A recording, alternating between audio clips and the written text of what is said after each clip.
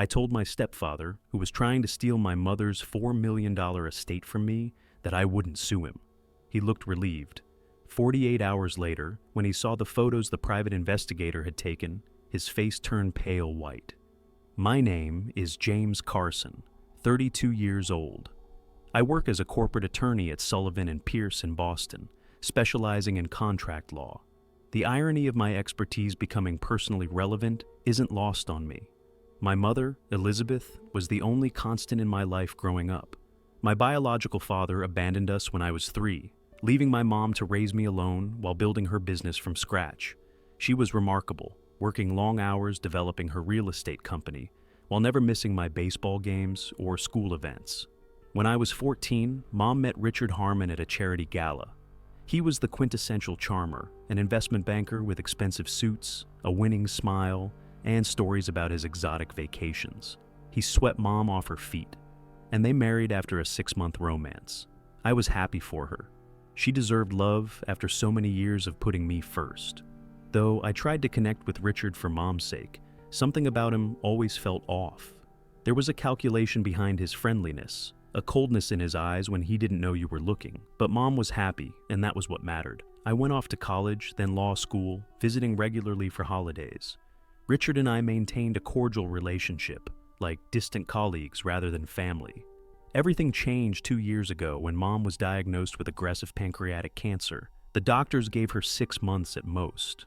As her health declined, I noticed disturbing changes in Richard's behavior. He became controlling of Mom's schedule, often forgetting to tell me when she was feeling well enough for visitors. He started steering conversations toward financial matters, making pointed comments about family legacy and proper estate planning.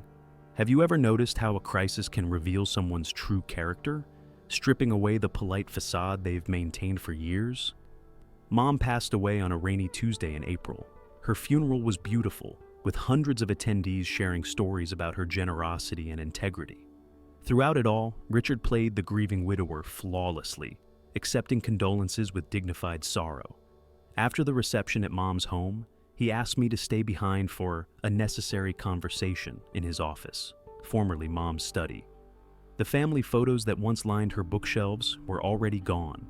"James," he said, settling into Mom's leather chair, "we need to discuss practical matters now." I nodded, still emotionally drained. "Your mother and I updated our will last year," he continued, sliding a document across the desk. "Everything passes to me as the surviving spouse. The house, the business, the investments, all of it." I stared at him. "That doesn't sound like Mom. She always said she wanted to leave the business to me." Richard's smile didn't reach his eyes. "Plans change, James?" Elizabeth understood that I would need financial security. She trusted me to make the right decisions. "I'd like to see the complete will and speak to Parker Jameson. He's been Mom's lawyer for decades." "Parker is no longer with the firm. Your mother switched to my attorney last year," he replied smoothly. "The outcome is clear. I inherit everything." "Mom would have told me about such a major change," I insisted. "She didn't want to upset you while you were establishing your career," Richard said with feigned sympathy. "You're a successful lawyer. You don't need her money."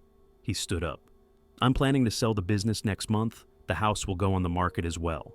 As I drove home, my grief transformed into cold, focused anger. This wasn't just about the money. This was about Richard erasing my mother's legacy, the business she had built from nothing, the home where I grew up. Have you ever had that moment when you suddenly realize someone has been planning to betray you for a very long time?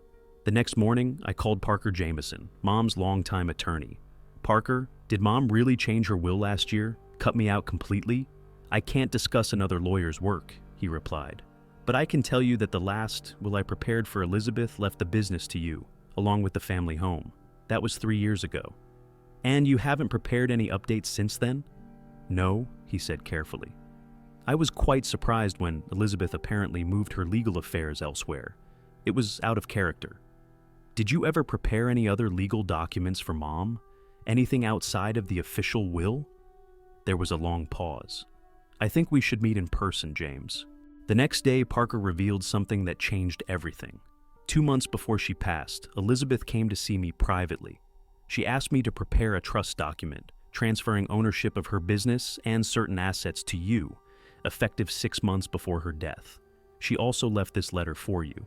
Back in my car, I opened Mom's letter with trembling hands. My dearest James, if you're reading this, then my suspicions about Richard have proven correct. I realized too late the kind of man I married. When I became ill, I saw his true nature, his greed, his plans for my assets. He's been pressuring me to change my will, even bringing documents to my hospital bed when I was heavily medicated. I've created this trust to protect what's rightfully yours. But be careful. Richard is clever and vindictive. I've also left something in the old place. You know where. It might help if things get difficult. The old place was a compartment in the garden shed where Mom used to hide presents. That evening, I found a small waterproof container with a USB drive, a safety deposit box key, and a note. Start with Cynthia. Cynthia Miller had been Mom's assistant for 15 years. When I called her, she wasn't surprised. I've been documenting everything, she told me when we met. Richard's been siphoning money from the business for months, and I overheard him discussing how they got Elizabeth to sign a new will while she was too doped up to know what day it was. I've also seen him adjusting Mom's medication when nurses weren't around. The safety deposit box contained records showing Richard's embezzlement and unusual patterns in Mom's medication schedule. I hired a private investigator to watch Richard. Within days, he documented Richard meeting with art forgers, visiting auction houses with pieces from Mom's collection, and meeting with offshore banking representatives. Would you confront someone immediately, or wait until you had all the pieces in place? 2 weeks after the funeral, I requested a meeting with Richard at the house. I've been thinking about the will situation, I told him calmly. There's no situation, he replied dismissively. Everything is legally settled. Nevertheless, I've consulted an attorney. We have grounds to contest the will. Legal battles are expensive and damaging, Richard warned. Your mother wouldn't want that. You're right, I conceded. That's why I'm willing to make a deal. I won't contest if you give me the business and Mom's personal items. You keep the house, investments, and cash. Richard smiled smugly. The business is not negotiable. I nodded slowly. I was afraid you'd say that. Well, I won't be pursuing a lawsuit after all. Relief flashed in his eyes. Good. That's sensible. Instead, I'll be meeting with the district attorney tomorrow morning, I continued calmly. I have evidence of fraud, embezzlement, and medical manipulation. Without another word, I opened my laptop and played recordings, Richard discussing the forged will, his conversations with art dealers about selling pieces that weren't his, and most damning, a call about making sure she's comfortable enough to sign but not alert enough to read. There's more, I said, showing him financial records and photographs the PI had taken, documenting his meetings with known criminals connected to document forgery. This proves nothing, he stammered, but his face had gone pale. Maybe not definitively, but it's enough for a criminal investigation that will freeze all assets during a lengthy legal process. Your reputation and freedom will be at risk. I let that sink in. Or there's option 2. You sign the paperwork my lawyer has prepared, relinquishing all claims to my mother's estate and acknowledging her trust documents. You walk away with what you brought into the marriage, nothing more. 2 days later, Richard signed all necessary documents in Parker's office. 1 week after that, he moved out of the house. The police investigation into his activities is ongoing, but I've focused on rebuilding Mom's business. Have you found that justice sometimes works best when it's calm and methodical rather than emotional? It's been 6 months since the confrontation. Mom's business is thriving under my leadership. I've established a scholarship in her name for young entrepreneurs. As for Richard, I occasionally see his name in legal filings. His reputation in the financial world is in tatters. He's fighting other legal battles now. Apparently, my mother wasn't his first target, just the one who outsmarted him. Sometimes I wonder if Mom knew how things would unfold. Her letter, the hidden evidence, the careful planning, she gave me everything I needed. In her final act of love, she protected me one last time. The most valuable inheritance wasn't the business or any material possession. It was her lesson. True strength isn't about confrontation or vengeance. It's about patient, strategic justice. What's the most important lesson you've learned from someone who is no longer in your life? What I didn't anticipate was how quickly news would spread through Boston's financial circles after Richard signed those papers. Within days, former clients and business associates began calling me, some expressing sympathy, others offering information. I always thought something was off about Richard, said Martin Green, one of Mom's oldest clients. 5 years ago, he approached me about an exclusive investment opportunity that seemed fishy. When I declined, he became oddly hostile. Similar stories emerged.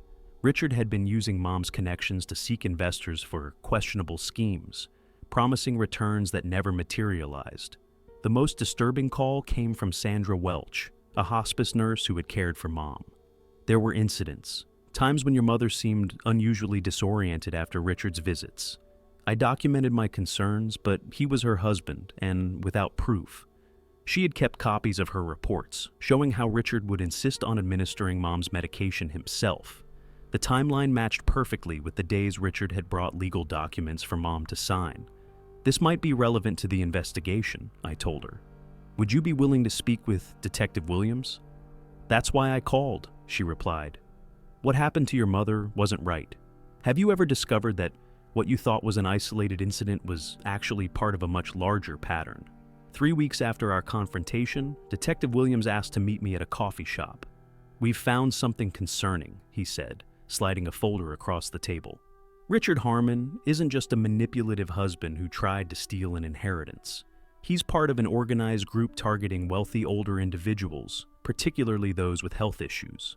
Inside were photos of Richard meeting with 3 other men, including Gerald Winters, the attorney who had supposedly prepared Mom's new will. We've been tracking these guys for almost 2 years, Williams continued. They identify vulnerable targets, typically successful business owners with health problems. One person gains the target's trust, in your mother's case, Richard through marriage. Then they systematically isolate the target, manipulate them into changing their will, and often accelerate their decline through medication mismanagement. My stomach turned. You're saying my mother was targeted from the beginning? That Richard married her as part of some scheme? Williams nodded. We've identified 7 cases with the same pattern. Your mother's case is the first where they failed to secure the assets. The trust she created through Jameson effectively blocked them. She suspected something, I said quietly. In her letter, she mentioned realizing too late what kind of man Richard was. Elizabeth was smarter than their usual targets. Most victims don't create secret contingency plans. What can I do to help? We're building a RICO case against this group. Your evidence is crucial, but we need more. There's another victim, Margaret Sinclair, 74, successful restaurant chain owner. She married Philip Wells, one of Richard's associates, last year. Shortly after, she was diagnosed with early-stage dementia, which has progressed unusually rapidly. You think they're drugging her? I asked, horrified. We suspect so, but can't prove it yet.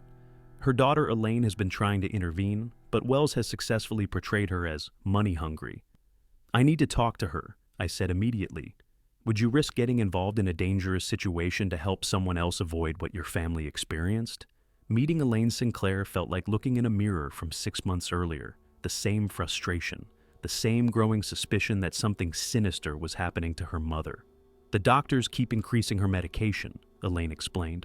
Mom doesn't even recognize me some days. When I questioned her neurologist, Philip accused me of interfering. That's their playbook, I told her. They isolate the victim, control their medical care, then manipulate them into changing their will. How did you stop your stepfather?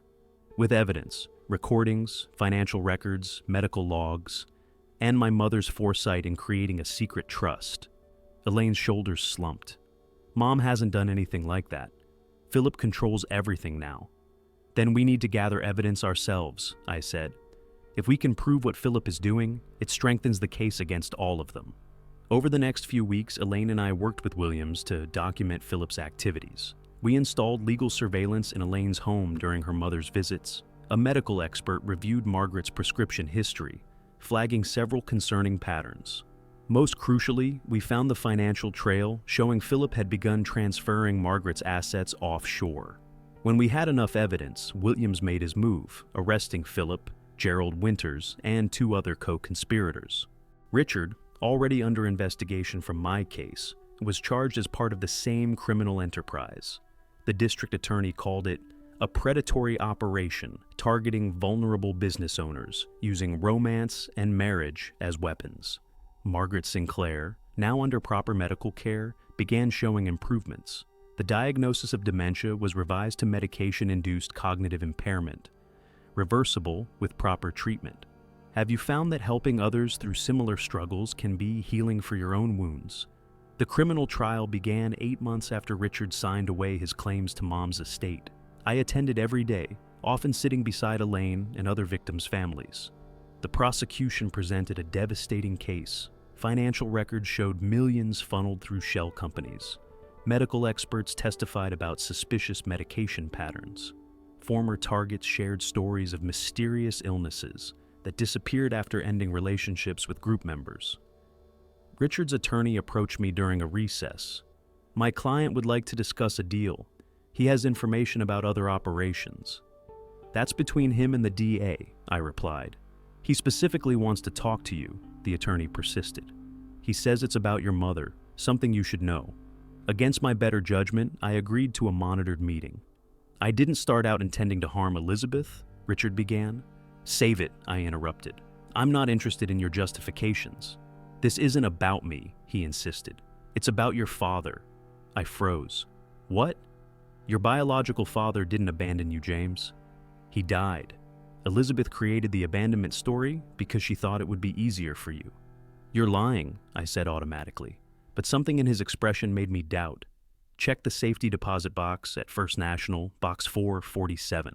Elizabeth kept everything there, police reports, newspaper clippings, his personal effects. The next day I went to First National Bank. They had a box registered to Elizabeth Harmon, trustee for James Carson. Using the key from Mom's hidden container, I opened it. Inside were newspaper clippings about a convenience store robbery gone wrong. 3 people killed, including Michael Carson, 28. My father. Photos of a young man who shared my features. Letters he'd written to Mom. A journal Mom had kept after his death. In her final entry, she wrote, I'll tell James the truth when he's old enough to understand that heroes don't always come home, and that sometimes love means protecting someone from a pain they're too young to carry.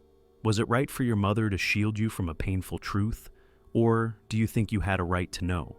Richard and his co-conspirators were convicted on multiple counts of fraud, elder abuse, and racketeering. He received a 15-year sentence. But the trial's end didn't bring the closure I expected. The revelation about my father left me with complex emotions, grief for a man I never knew, understanding of Mom's difficult choice, and regret for the truth that died with her. I established a foundation in my parents' names, dedicated to protecting elderly individuals from exploitation. Using Mom's business expertise and my legal background, we developed educational programs for families facing similar situations.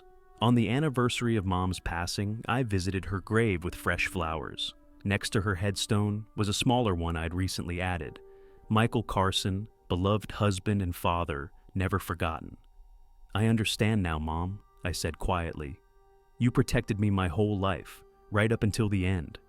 As I drove home, I received a call from Elaine. Margaret wants to meet you.